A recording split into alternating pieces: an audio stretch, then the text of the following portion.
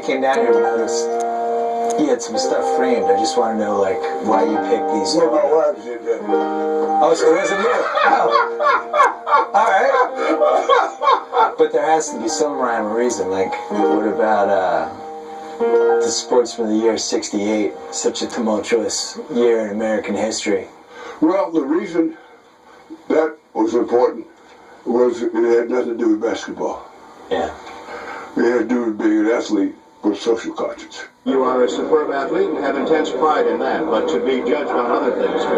Yes, you know, it's something that says we see you as a man. Rather than this is an athlete or a performer, this is a man. And this is what this award means to me. In 1967, Muhammad Ali risked his career by refusing to be drafted to fight in Vietnam. America's finest black athletes stood by him, with Bill Russell leading the way. Look at some of the personalities from that decade. You and Ali and Jim Brown and Kareem, like, these are some of the most awful athletes ever, and you're all there at the same time. We came out of friendship to Muhammad Ali. And I know that we wanted to find out from him. You know, you read the papers, you see on television and all this kind of stuff, what is going on? What I did, or tried to do, was support all these guys.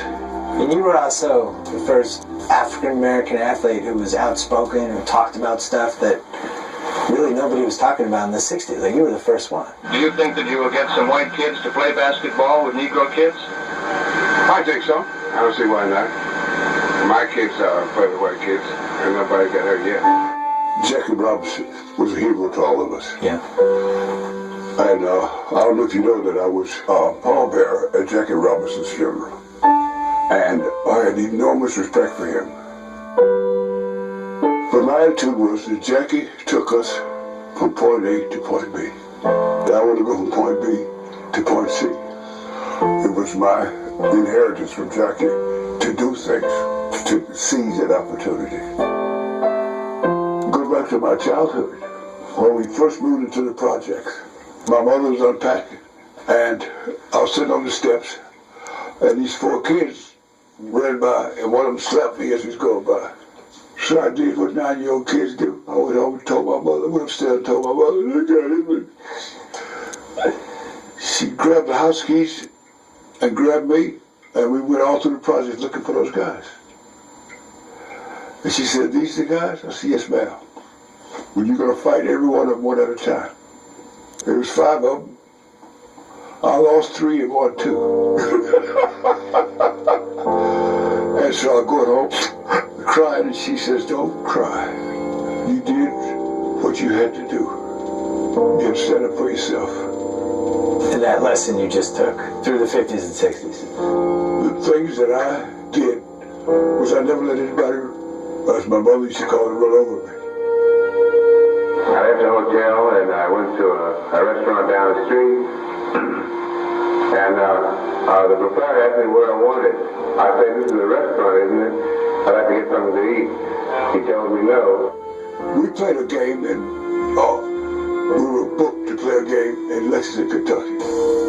Casey went down to the restaurant in the hotel we were staying, and they would not serve it.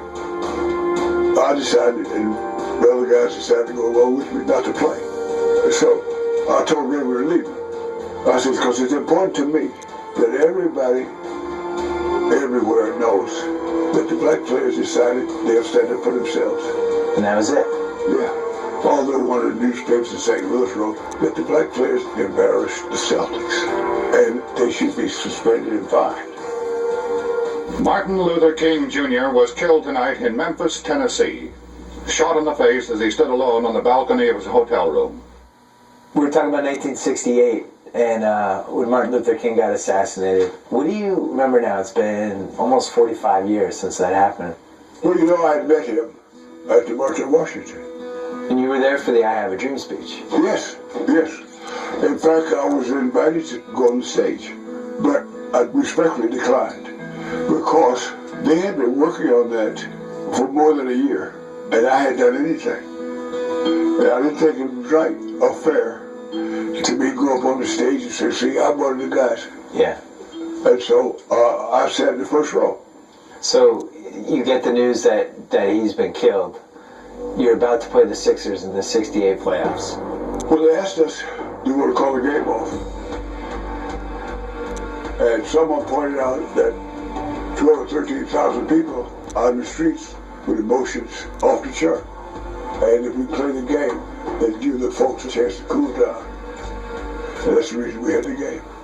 So you're glad you had the game in retrospect. It seems like it was the right idea. I don't know. I don't know how I feel about that. We did what we thought was right at that time. President of the United States said in 40 years he thought a Negro could be elected president. But when the atmosphere is as it is today, what happened for 400 years? A few young people here that like to be president of the United States. If you'd like to, don't give it up. You don't have to give it up. Because in spite of everything, I want you to remember one thing. You can do anything that you want to do, if you want to do it bad enough. Thank you very much.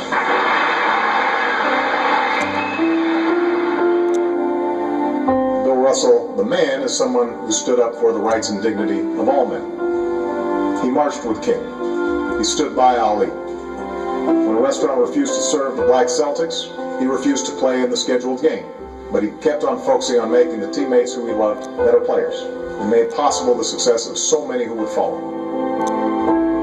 You received the Medal of Freedom, which is the highest honor that an American citizen can get. I feel honored to be on the same stage with the president. All the stuff you fought for in the '60s, and then at least at that moment, that's very cool too.